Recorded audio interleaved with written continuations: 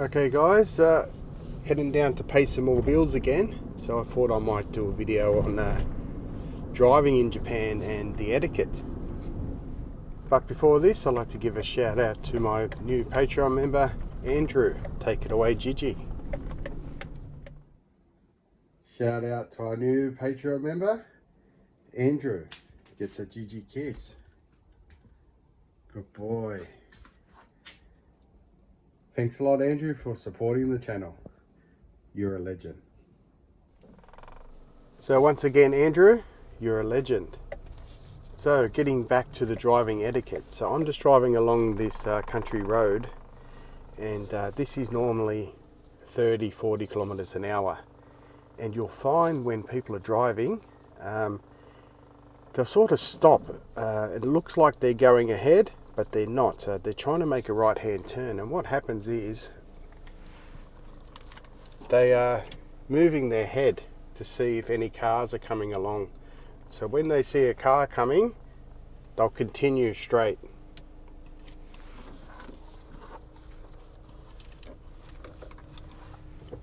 Just like I'm doing now. And when they come up to the intersection again, they'll slow down again. So unless you know that this is happening, it's very easy to hit the car in front, and you're wondering why they're slowing down all the time, and the indicators aren't on, and you really don't know what they're doing. But what they're actually doing is they're scanning the side streets. So you see that these roads are narrow, so if there's a car coming the other way, they'll just keep going and turn where they can't see any cars coming. So we're coming up to this area here. You see further up, you can see straight ahead where the road gets very narrow. So when you're driving in Japan, you've got to scan way ahead out in these country areas. And if you can see a car coming, the person on the wide side of the road will stop, like where I am now. They'll let the car pass and then continue. There's no car ahead, so you've continued on, but halfway up you notice that a car's coming and you're already on the narrow road. The car will stop exactly parallel to where you can get around. So I'll show you where that is now. So a car would stop pretty much in front where I am, because to the left there's a section where you can pass. So you'll go around like this and you'll pass around. So that's the etiquette. So coming up to stop signs, this guy won't stop. Most people don't stop. But the rule is at stop signs, you've got your 3, 4, 5 seconds. You should wait like this and continue on. So anyway, you have a look at this here. There's a narrow road going onto a main road. If you see a car wanting to come this way, all you would do is take the side street. So everything is the path of least resistance. So with these narrow roads, people try and not double up the cars on them if they can help it. So we're coming up here. I've got to make a right turn somewhere here to get onto the main road. So what would happen is we've got a car, he's going the other way. We'd slow down here and we'd scan up the street, and if we saw something, we'd continue on. So this is pretty much what you see everywhere in Japan in the country areas, is people sort of driving in what could seem to be inconsistently, but it's basically scanning and just making easiest the path of least resistance for everybody. So now I'm still trying to get out onto the road, and always in country areas the traffic always feeds onto the main road. So it looks like there's lots of side streets and alleyways and really difficult areas, but everything always leads out onto these main roads. So it doesn't matter if you need to sort of snakes and ladder things, you always come out to where you want to be. So you actually don't really need to know the streets. You could go into a village. Most villages for the first time, and as long as you know the basic direction you're traveling, north, south, east or west, you'll always come out onto a feeder road, a main road like this.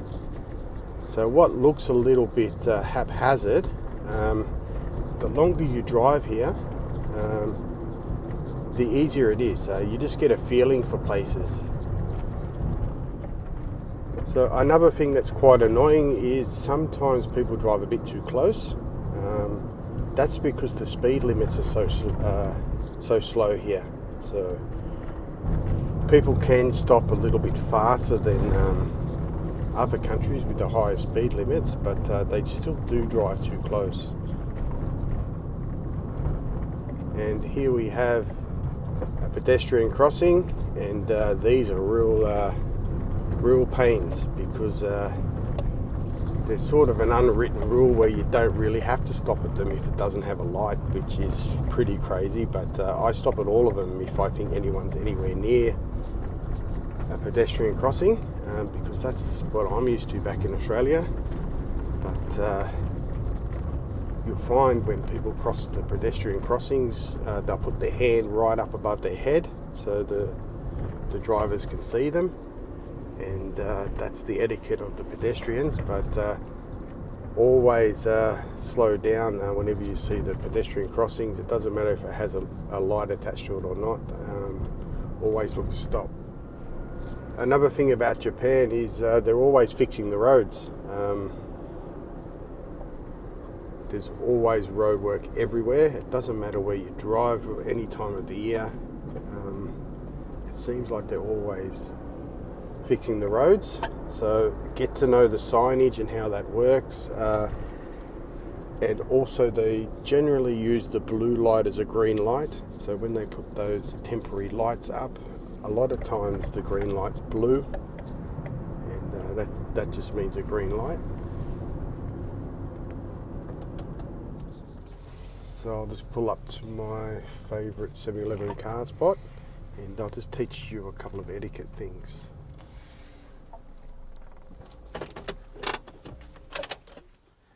So if you're driving along, and sometimes you have to indicate to get in front of a car for whatever reason, if somebody does you a favour at any time in Japan, if they wait for you, they let you in, or they do anything kind for you, they have what we call hazard lights in Australia. So these are hazard lights, and if anyone does you a favour, you're pulling up in front, they can see the back of your car. You just deploy your hazard lights while you're driving for about 3 seconds, and that means arigatou gozaimasu. So anyone does you a favour, put your hazard lights on for a second and thank them. What I've seen, and I don't know if this is the law or not, this is just an etiquette video. So if you're driving at night, I've seen this from many different cars, but that's the lights. So your lights are on, it's dark outside, and you've pulled up to a red light, and you're at an intersection, a 4-way intersection, and your light's on. So your lights are beaming out into the intersection, and that can blind people. And what I've seen a lot of Japanese do is while they're at the red light, they just dim it down to there, and that stops the full light going out into the intersection. So many people see this as an etiquette thing, and then when the light turns green, they put their lights back on, and then they continue to drive. So I see this a lot. Not everyone does it, and I don't even know if it's lawful or not. But many people do it. They just dim it, and then when it's their turn to take off, they do it. But this is only for the first cab off the rank. So also what you find with waving and stuff like that, a lot of Japanese don't wave while they're driving, but they dip their head like a small bow as sort of an acknowledgement. So when you're passing somebody stops and then you've passed them, they can't put their hazard lights on, but they'll dip their head like this as a thank you. You see that quite a lot. You don't get this hand thing very much, although I have seen it a couple of times, but it's usually just the dip of the head, and that's a thank you as well. or just an etiquette. Okay, so rolling out, and I might talk about a few observations on car choice and a few little peculiarities that you find in Japan. But anyway, have a look at this. Have a look at that guy ahead. He hasn't blocked the driveway, and I think it could even be against the law to block a driveway when you're driving. I think you can be fined, but that's another etiquette thing at least, and it could be an infraction, I'm not sure. But don't block people's driveways, and don't block the entrances to businesses, and people try and avoid that. So no matter where you go in Japan, you'll find people's choices of cars will change depending on the environment they're in. So I'm in a snowy part of Japan. It gets quite snowy in winter. So people like the all-wheel drive. So it's basically a four-wheel drive car that is always in four-wheel drive. So these are your Subarus and things like this. And they also bring out different makes and models that have the all-wheel drive that are popular where I am. But what you'll find is a lot of foreigners think that the Japanese like small cars. It might be true in a way, but if you were to put a Japanese and transport them to Texas, I can almost guarantee that they'll go and buy themselves a big F-150 or a big F-250. From talking to people, especially younger guys, they're not unlike us. They prefer to drive a bigger car, and they like to roll coal if they could, but that's not going to happen in Japan, but I'm pretty sure they would if they went to Texas. So people tend to buy cars that fit where they live. So buying a big car or a big Land Cruiser or something like that, which you can purchase in Japan, would just be totally unsuited. Parking's a nightmare, and just getting about's a nightmare. So even buying a nicer big car, it's just not worth it. And buying a really fast car is also not worth it really, because there's nowhere to drive it unless you get on the motorway, and the motorways, the speed limits aren't that fast as well. And the Japanese police don't have a lot to do. It's not a lot of crime in Japan, but they like to pull young guys over in these blue Subarus. So these WRXs and things like that, they're a big cop magnet. So you can pick them up cheaply at the auctions and things like this. And I actually wanted to buy one because it suits where I live, because the WRXs, they're all-wheel drive and they're good on windy roads and things like that. But my head went over my heart, and this is when I found out just how much of a cop magnet they are. So just be careful of your choice of car. And there's nothing wrong with these little K cars. I mean, they can get up to 120 or whatever, or even more, I think. And that's all you need out here. And my friend who I play golf with, he's an ex-banker, and he just bought himself a new K car. And that's the car we went to golf in. And I asked him why he bought a new K car, because he had a beautiful sports car before. And this is the reason he cited as well. So he's retired, and guys like driving sports cars, I suppose, but it was just totally unsuited to him. So he had that car just for a few years, and he got rid of it, and he's gone back to the K car. So that suits where we live. He doesn't live far from me. So just be careful on your choice of car. And if you're living in country areas, the K car, the K truck, it's really all you need. Another thing you'll find as well, at least where I live, I like to call them hairdresser cars. I think somebody told me this, they're hairdresser cars, so that's what I call them now. And they're these big people movers.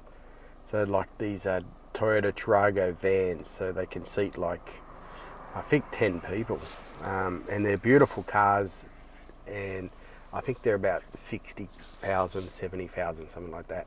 And you always see young ladies driving these, and I think that's probably why they call them hairdresser cars.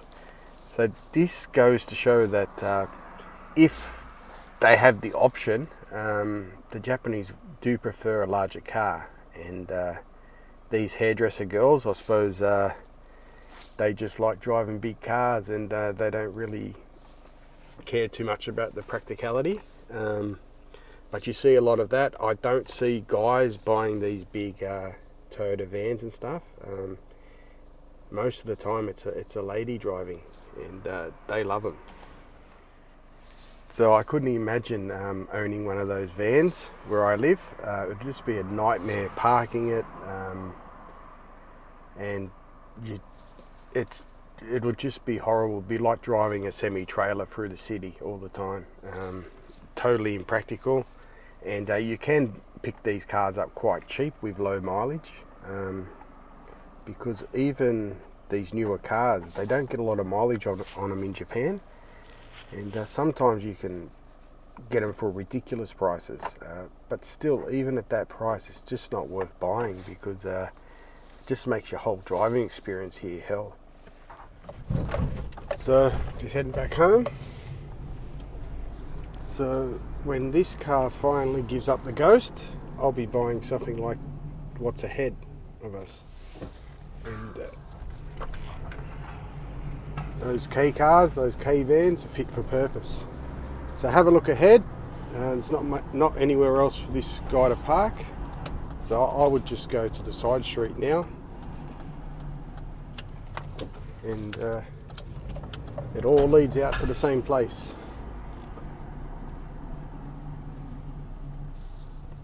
So people parking in the middle of the street is not uncommon in country areas anyway.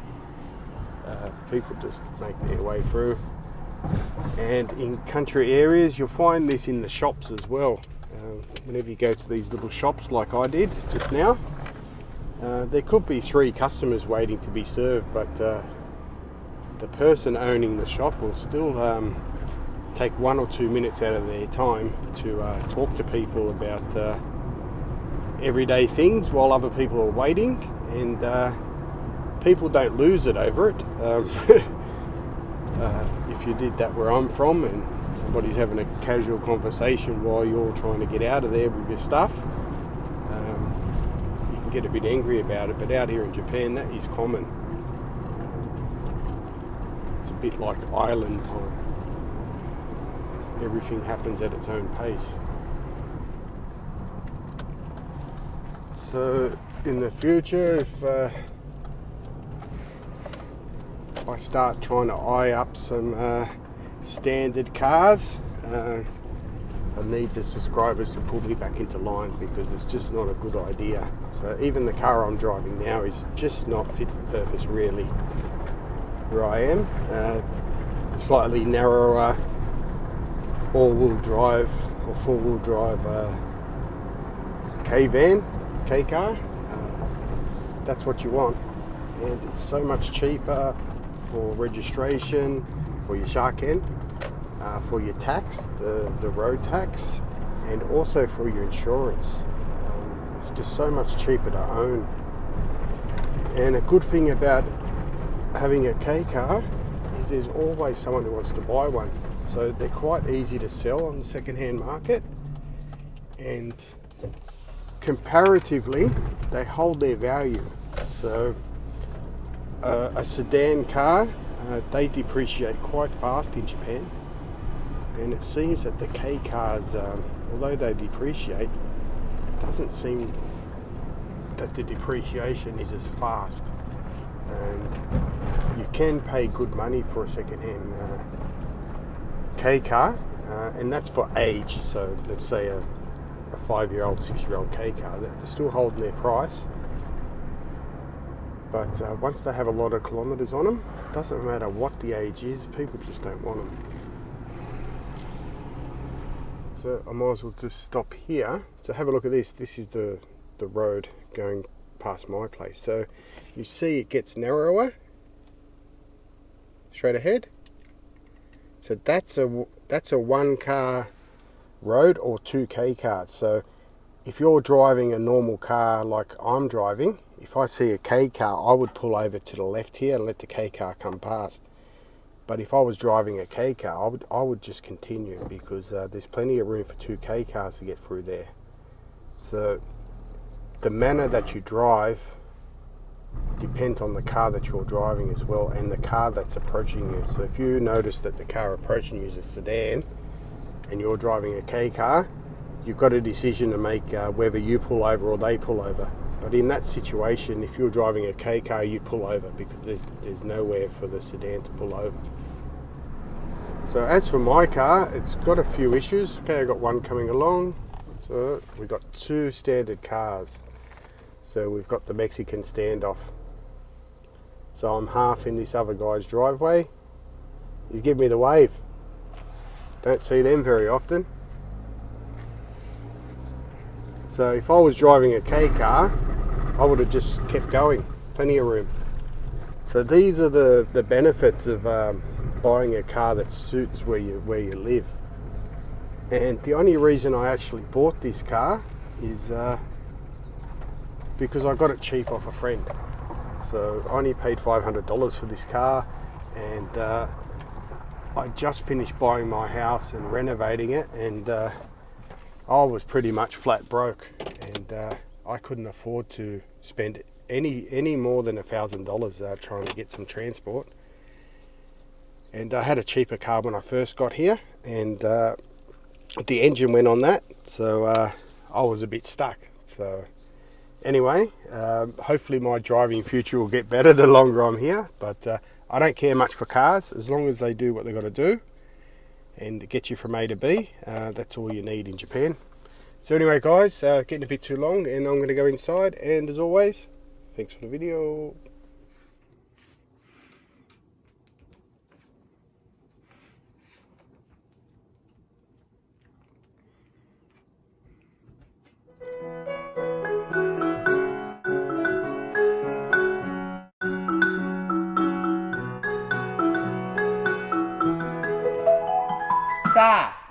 Let's go.